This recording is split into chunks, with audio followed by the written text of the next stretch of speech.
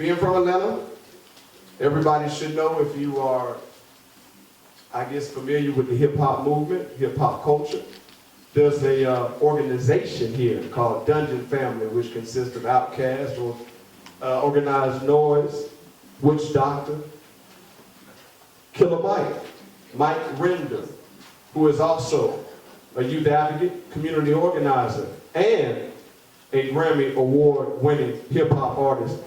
Coming to the mic next will be Mike Render, aka Killer Mike. Don't let the Killer Mike fool you. A lot of brothers out there who say that aliases Mike Render, City Council. Good evening. I know this is the part where usually a dumb rapper or a dumber athlete gets up here and says something dumb. You all clap, and we watch them on TV and nothing else ever happens. I know this is the part where emotionally we get filled up by these grand words, and then we go back to the job Monday and they beat it out of us. I know this is the part where, if you're my grandmother's age, you're sitting back there in that beautiful brown hat, 79, that it reminds you of.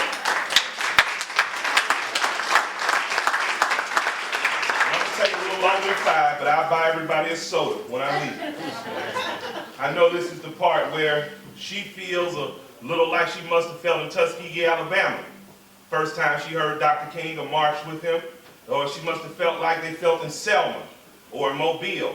Or a lot of the people who earn that beautiful silver hair on their head must have felt. I know this is the part where we feel a certain way. And as black people, we love to feel. We listen to music because it inspires a feeling.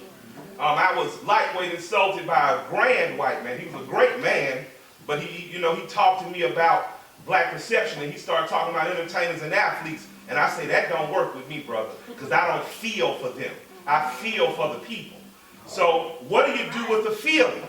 You have to turn the feeling into some logic, and you have to apply it. So I just want to say I had a feeling as I sat next to my nephew, 11-year-old boy, and it just said, just open the Bible. And anybody who knows me know I'm not into the spooky stuff. You know, I was a church boy. I went to church every Sunday and twice on Wednesday sometimes. I went to revivals. And you know, I can tell you, if you raise a child in church too much, they start to question a little too much, and they don't feel as much. But I've learned to trust my feeling. And I opened my feeling, the feeling said open the Bible, I opened the Bible, and the first words I saw was, when Israel made an idol. When Israel made an idol. Anyone knows what an idol is? They look pretty. They're big, they're grand. They just gave Dr. King the idol in D.C. But that's not Dr. King. It makes you feel good to look at it, but those aren't all the revolutionary words he said. It's just an idol meant to make you feel a certain way.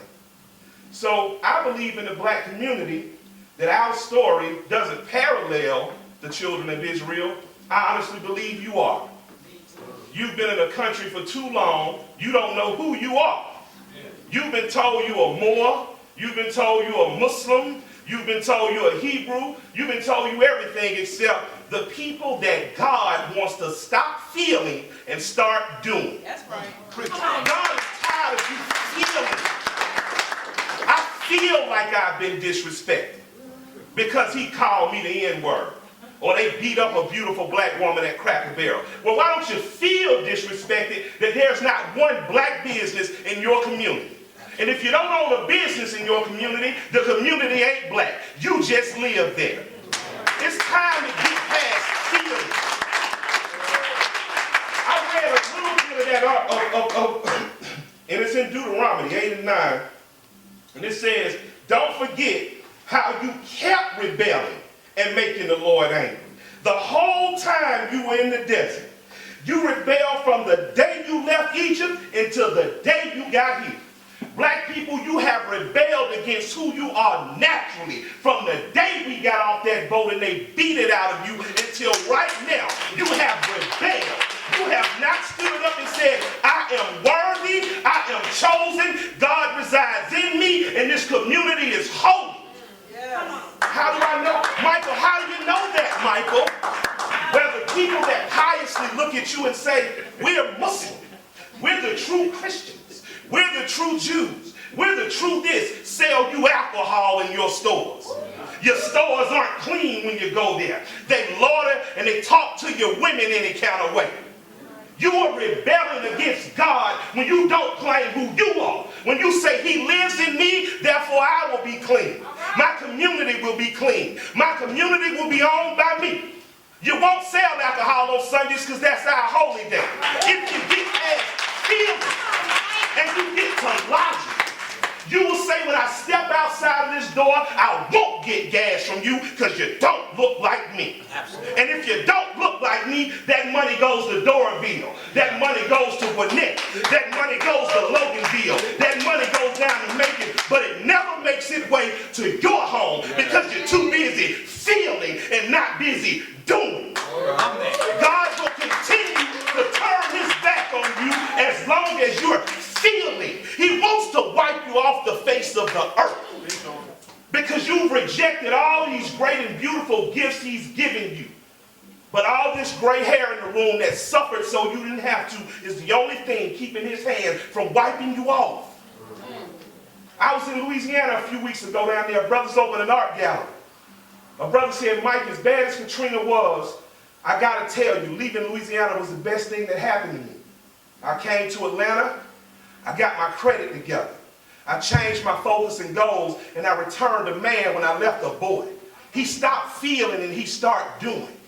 It's time that our women stop feeling and carry the whole load, and it's time that we raise these boys to be entrepreneurs and not worker ants for a corporation. It's time where if you're unsatisfied with his father and the men you've dated and they didn't work out, it's time to raise what you wanted so a woman will have it in 20 years. It's time to stop feeling. It's time to start doing. My grandfather told my cousin, I know I bounced around because I didn't have anything prepared. I didn't know if I wanted to do it, but it felt like the right thing to do. So I'm going to apply logic. My grandfather told my grandmother first. She had me follow a man named Mr. Samuels and learn how to nail stuff in wood. And that's how I knew I didn't want to be a carpenter. It worked too hard. Then she sent me down to her brother. Her brother was a mechanic.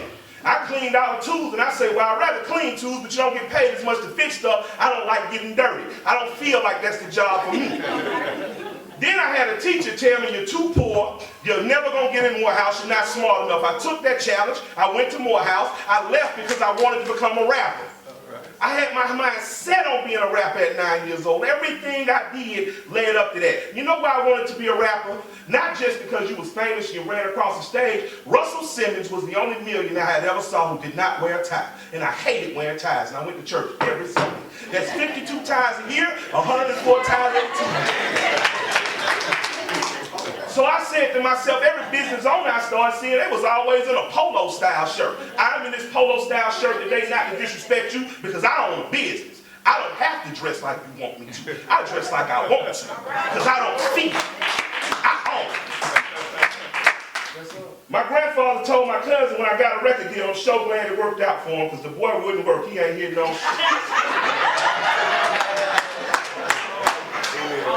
But what Grandpa didn't understand is that I had saw my grandfather go to Chattahoochee Brick day after day. I saw him have a heart attack. I saw him say, if you keep smoking, you're going to die. And he stopped smoking that day.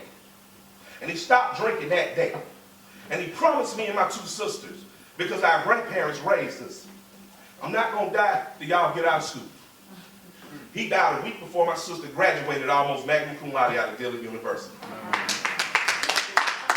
he didn't die in no bed with stuff hanging out of him. He died fishing. I told my grandma he died doing what he loved to do. She said he loved coming home and sleeping in his bed right here too. He should have came home. But all that to say, I saw him work too hard. I saw him come home too dirty. I saw him misused and abused by corporations too many times. And I decided very young, that's not going to be me. I saw my father work over 20 years at the gas company, and he'll be 61 years old when he retires, and finally able to vacation. Too much. Enough of it. This must end now. We're over feelings. I don't care if you rap. I don't care if you're an athlete. If your rappers and athletes are not opening business in your community, boycott their teams and that's how they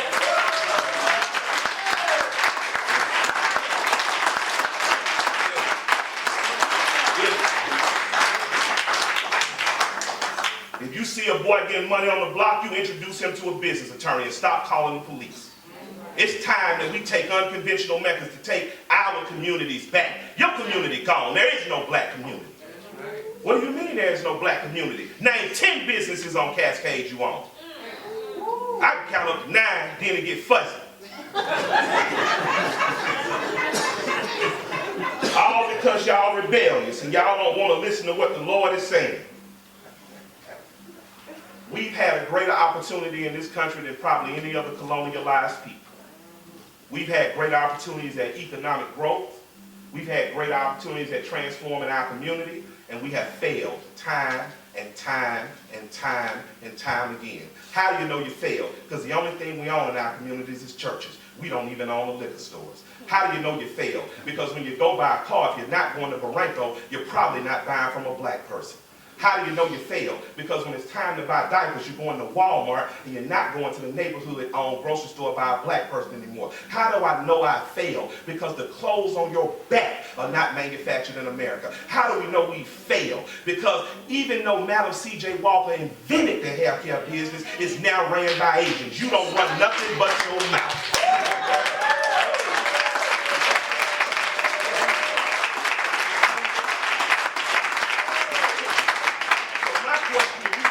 Now that you know my feelings ain't worth the job I got fired from, what are you going to do to get past your feelings and get moving here, and they're going to need places to live? So I challenge you, before you go buy that used 760 or that used Charger, to buy a used house along Simpson.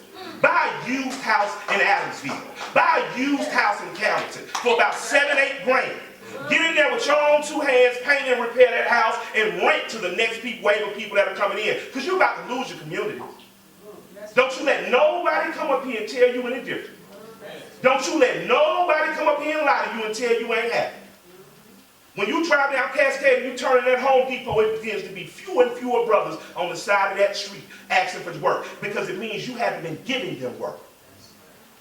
See, we do a lot of things to feel superior in our community. Our women go get their toes and their nails done, and they go to Asians because it feels a little good to have somebody who don't look like you do stuff for you. But I'm here to tell you, you've gotten away from doing stuff for yourself. You shouldn't enter a nail salon that don't look like you. You shouldn't enter a hair place where the accent is different from yours, because that money's going back to West Africa. There ain't nothing wrong with being African American. But you better keep that money in America and being African. It ain't nothing wrong with building cross-cultural alliances, but you better make sure your dollar stops going to Doraville. Because when your little boys need jerseys, you should be able to go to a black business and be sponsored, not begging on the side of the street. I stopped by the gas station on the way here. My 18-year-old boy is like, can I have some money to get to work? You're lying to me. You're not going to work because you're dirty, you're weak of alcohol and marijuana, your pants are so far down they would never hire you, and your hair is nappy. And I'm a rapper. You look like we say you're supposed to. But you're not going to work, so don't lie to me. But what you can do is pump my gas and I'll give you $2, because that's a job. It's time we stop flexing. Y'all ain't heard that word. We flexing.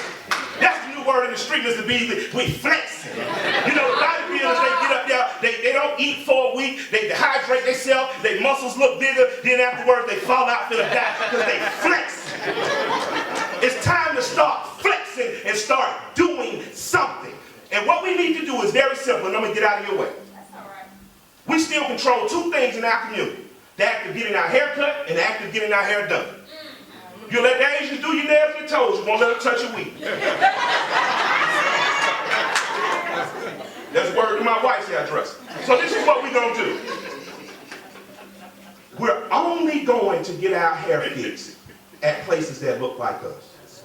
We're going to seek out black nail technicians, and we're only going to support them.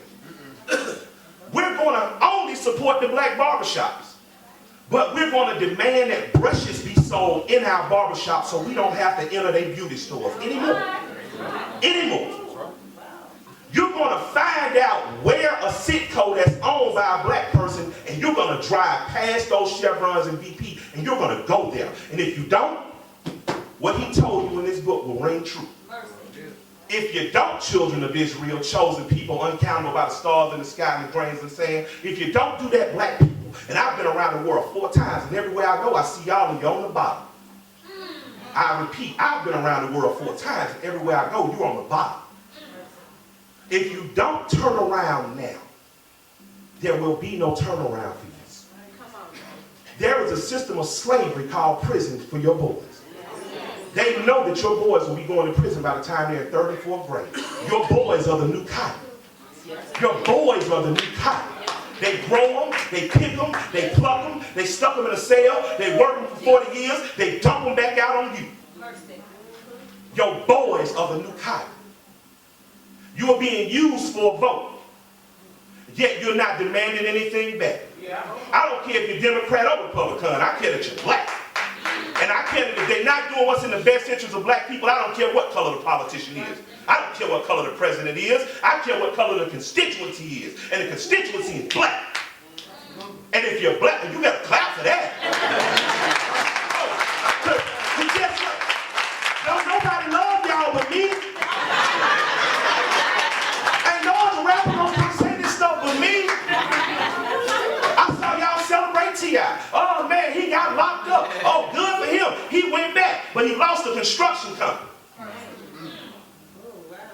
Huh? Who said, oh wow? Oh wow. Oh wow. Then that means jobs were lost. You should have cried the day they locked them up. You should have cried harder when they locked them back up. It's time that you let this laziness go. It's time that you let the liberalism go. It's time you let your feelings go.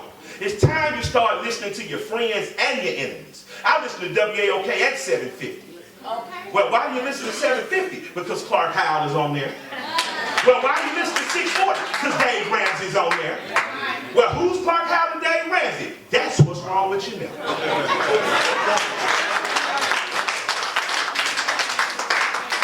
My friend is going to reiterate this. You spend $1.1 trillion a year on bull crap. You spend $1.1 trillion a year to feel good. Your hair, a movie, a house you can't afford, a car you can't afford. You spend $1.1 trillion, not on private schools, not on businesses, to feel good. That's what you do. That's what I do. That's what we do. $1.1 trillion can turn your entire community around in a year. All you have to do is silently self-segregate. We ain't got to announce it. We ain't got to say we ain't gonna shop with y'all Arabs because we don't like the way you talk to our women. We don't like the cleanliness of your store or the uncleanliness of the store. You don't eat pork. Why you keep serving it in the store? Why the date's bad on it? Why this milk expired yesterday? We just gonna stop going. We're gonna open up a store across the street and we're gonna only go to that store. That store is gonna have someone behind it, the counter that looks like you. You're gonna know the young man because he lives in that community. You're going to demand that the police in the community look like you. You're going to self-segregate, and you're going to change your path, or you're going to die. You're going to self-segregate and change your path, or you're going to be slaves. You're going to self-segregate or change your path, or you're going to keep paying your slave master with nail money, and hair money, and club money. The Arabs got right out of the convenience store business, got right in the club business. You go down on Buffington Road, the Arab opened first he opened a strip mall. And then he say, I'm tired of y'all going to the black clubs on Old National, I'm gonna open a club. Now you get gas from him, you buy food from him, you give your club money to him, and you say, man, why I can't get a penny off? Why would he? Y'all his cotton. Y'all just a product people use. So it's time to stop being used, it's time to stop feeling good, and it's time to start doing. Tomorrow I challenge you all to find one black business to support. Support that business through and through. We need to return to the black pages. We need to return to a directory of businesses that are only owned by African Americans. You need to only shop there. You need to demand those businesses give back to the community. And if they don't, you need to silently boycott them. You don't have to announce this. You just need to do it like a roach trap. You put a roach trap in the corner and you forget about it. So I want y'all to just walk past these stores next week and forget about them. I want y'all to find one black store and only go there. I want you to find one black nail tech and I want you to only go there. Nail techs and hairdressers, you got to bring the prices down. We know you want to buy a charger, but you don't save them, no buy alone. You understand me? It is time to live below your means, black people. That means all those big pretty houses in the West End that were big and pretty, they're still big and pretty. It's time to move in from Douglasville because they don't want you. It's time to move in from Loganville because they don't want you. And it's time to rebuild your own communities. You can do it silently. You don't have to talk loud about it. All you have to do is do it. I love you. I love you, I love you. With all God has given me, I love you. I pray that you find our way. I love you, I love you, I love you. I pray that tomorrow we are in a black business, we are spending our money with our own, and we are demanding that money comes back. Children of Israel, it is time to stop disobeying God. It is time to come home. It is time to support what we want to support. I want you to turn to the person next to you and I want you to say, I love you. I want you to turn to the person next to you and I want you to say, I love you. I want you to look at a stranger who you've never seen in your life in this room, and I want you to say, I love you. I love you. I love you. All right, I'm going to get out y'all right. Shelley Wynters.They, and I love you all.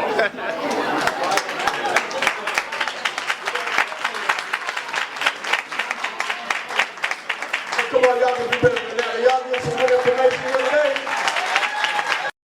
People, old school meets new school. Love it, love it, love it. Bring it to the mic now. You see these brothers over here in the corner. They were broadcasted live from 5 to 7. They have an internet-based radio show, The Ugly Truth, with Shelley Wynters and Tommy Bottles. Let's give it up for Mr. Shelley Wynters.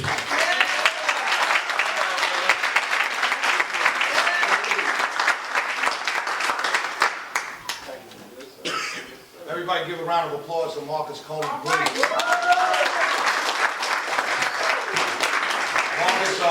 Marcus doesn't like me saying this, but Marcus, in my eyes, is the man at National Action Network, and he will be president in January for all you members. All right. First of all, is Vincent Port still here? Senator Port? All right. Well, can someone? I just want to say, Senator Ford and I have had our disagreements, but please, if you could tell him that I said this, please, I have him deeply, deeply, deeply in my prayers. And he will survive this. If anybody can, he will. So, all our differences aside, Senator Ford, I still do love him. My name is Shelley Wynters. I used to be on another radio station. Right now, my brother Tommy Bottoms and I, we're on air every day from 10 a.m. to 1 p.m. called uglytruthradio.com. It's online. WAOK just took Warren Ballantyne off the air, so from 10 to 1, so from 10 to 1, there's nothing for you all to listen to. So the uglytruthradio.com. Just tune into us and then go to Reverend Al Sharpton now, back to AOK. I don't want you to leave AOK because of what Mike said. Let me read 4 lines of a quote for you. No more sleeping in bed. No more backward thinking. Time for thinking ahead.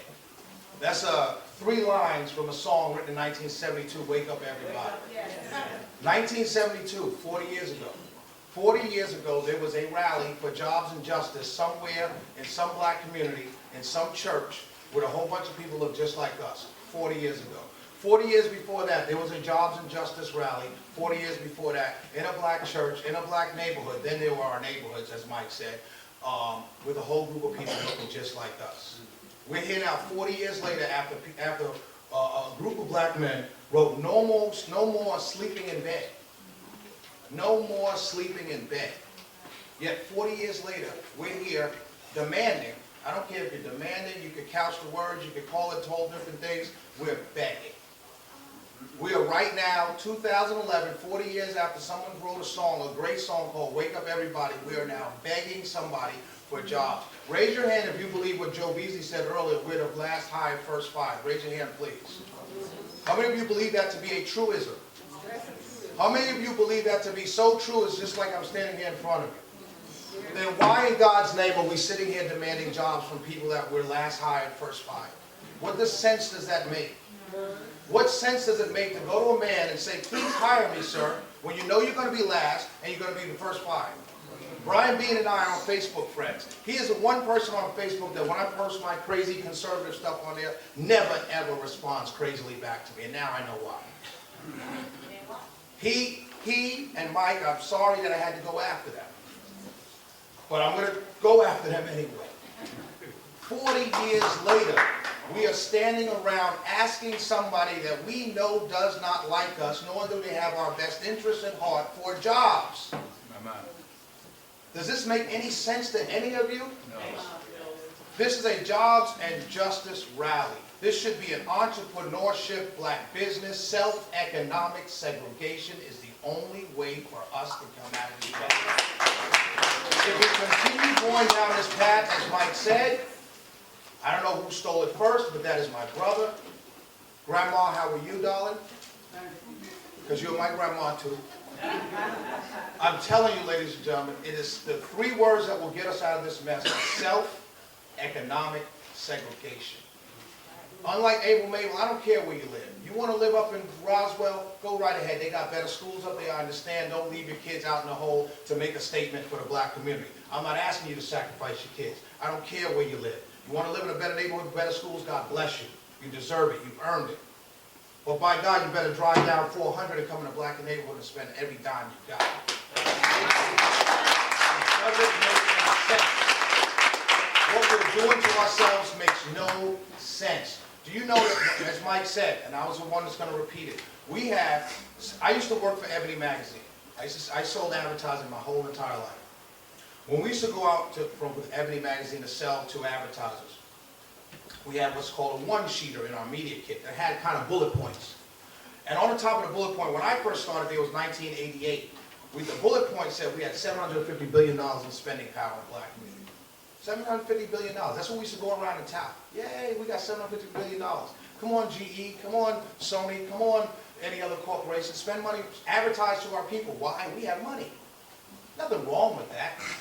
But every single year, that $750 billion has climbed. It's never gone down. Since that time, we've gone through 2 recessions. And then what's the big mantra in our community? What do we love to say? Oh, white America gets a cold, we get the flu. Or we sneeze or pneumonia, whatever it is. I don't follow these kind of things, so I don't believe them. I think they're self-hating at the best. But at the end of the day, that number has never gone down. Think about it. We're in the worst recession that ever hit this country since the Depression. Black people doing poorly all over the country, losing homes, that's why we're here. Yet, that number is now $1.1 trillion.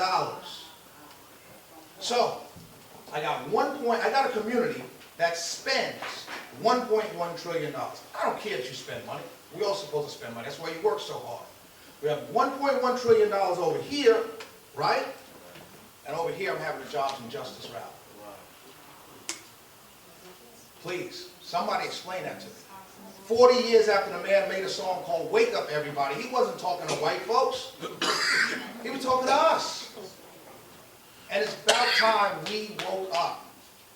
Somebody asked me, Shelley Wynters, you're a conservative. What are you trying to conserve? What I'm trying to conserve is a time when I grew up in Harlem and there were signs on every single wall with a blank space that said, "Buy black."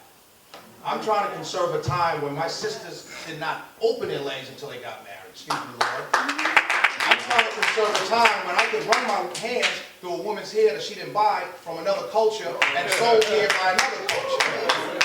That's what I'm trying to conserve. I'm trying to conserve a time when 72% of my households had fathers and mothers. We are killing ourselves. The white man does not like me, nor does he like you. I've known that since I was yay high. It doesn't surprise me now that we represent 40% of all federal government workers and they're cutting all federal jobs. Yeah. That does not surprise me. What surprises me is that I have a group of people who still believe in government jobs. Doesn't make sense. What surprises me is I still got people hustling to go get a corporate job and sending out resumes. When you know you're what? Last hired, first fired. Doesn't make sense to me. It doesn't make sense to me. Ladies and gentlemen, I'm going to give you 3 solutions because it makes no sense to come up here and talk at you and say different things and yell and all that kind of stuff. Oh, by the way, before I go any further, how many of you, raise your hand right now, would vote for Michael Render, a.k.a. Killer Mike, for city council. Raise your hand. Could you make some noise, please?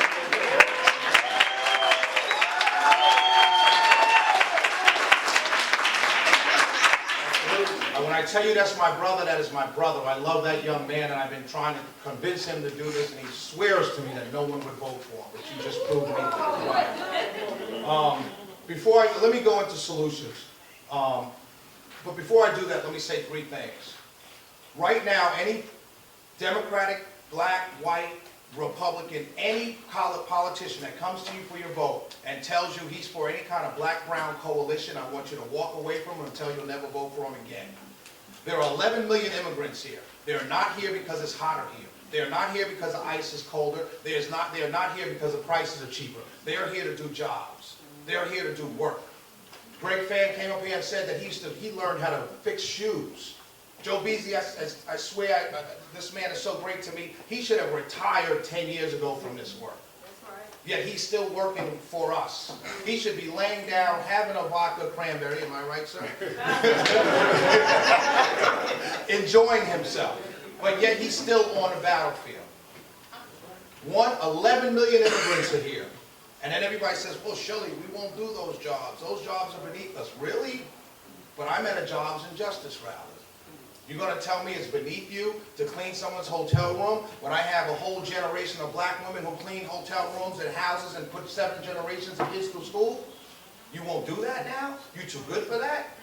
McDonald's is below you, but you'll sell dope on the corner and make less money per hour than the man at McDonald's will make? Are you serious? Is that where we're coming from? We are killing ourselves. This is not genocide. Jawanza Kunjapa wrote a book called Black Genocide. It's not black genocide, it's black suicide at this point. I'm not a loser. I do not lose. And I'm not going to be in a culture, and I'm not going to love to the day I die a culture that is a lost culture. We have got to turn it around. We have the money, and we have the means. Can't say you're poor no more, you got $1.1 trillion to spend. Can't say you don't have jobs.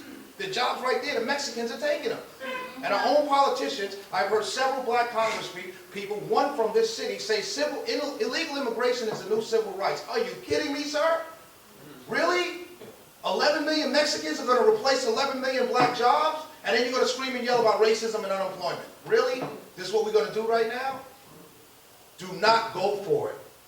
I love brown people. I love white people. I love yellow people. I love all people. I'm a human. I love everybody. But I tell you who I adore, who I will die for, is black people. Right. And you will never tell me that it is perfect or good policy to have 11 million people declared legal overnight and give them all our jobs. And do not let anybody come and tell you, because this is what they'll say to you, oh, we won't do these jobs. Yes, we will. Yes, we will before we starve. Sorry, Mike. No problem. $1.1 trillion circled into our community. I disagree with Mike. I think it'll turn around in 6 months. $1.1 trillion we have to spend. There is no reason for you to spend it with anybody else but yourself. Nobody else in the world does that but us. We've got to stop it. You buy a tie, you find a black woman that will sew you some silk and make you a tie. But we've got to spend our money in our own community. If we don't, we're committing cultural suicide. We'll be written off this planet. No one will ever read about us. And future generations from now, or Martians, or whoever comes and sees this thing will say, wow, I wonder why those black people, well, they really were smart. They started mathematics. They invented astronomy. They traveled all the world. They swam and navigated waters before anybody built a boat. But yet they disappeared. Why? Because they gave their money away. Ladies and gentlemen, I implore you today to not spend another red cent with anybody else that does not look like you, or you are killing your children. And you do not want to kill your children. 3 things I want you to do. I'm sorry, Mark. 3 things I want you to do. I want you to buy black every single day. That's what I want you to do. Brian Bean is a businessman. Find him, seek him out. I know I will. I'll be the first online talking to Brian. Find him, seek him out. Don't laugh at your children when they like hip-hop music. Hip-hop music right now employs more black men than any other industry in our country right now. I just came from a studio with Mike, nothing but black people in there. Engineers, technicians, sound people, nothing but brothers. So stop dogging our music and stop dogging our kids. Buy black, make sure that your church, which on every Monday in Atlanta alone, $1 million goes into banks every single money. I'm not sure about Reverend Durley. I love Reverend Durley. I'll never say a bad word. But you make sure your black churches bank with black banks. If you're going to a church right now and you ask your pastor, where do we deposit our money? If he tells you it's none of your business, get out of church. I don't care if you've been there all your life. Do not go to a church that's not putting their money into a black bank. All these churches during the 80s and 90s all got refis to build bigger churches. And guess who's snatching all those properties from them? Bank of America, Wells Fargo. And Chase. Thank you, and Chase.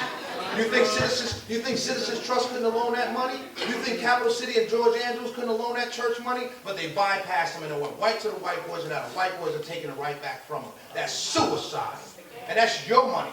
The church doesn't do anything to produce money, but you give it to them. So make sure the money you give your church to, make sure it's in a black bank. And the third thing I'm going to say, make sure your money is in a black bank. If your money is not in a black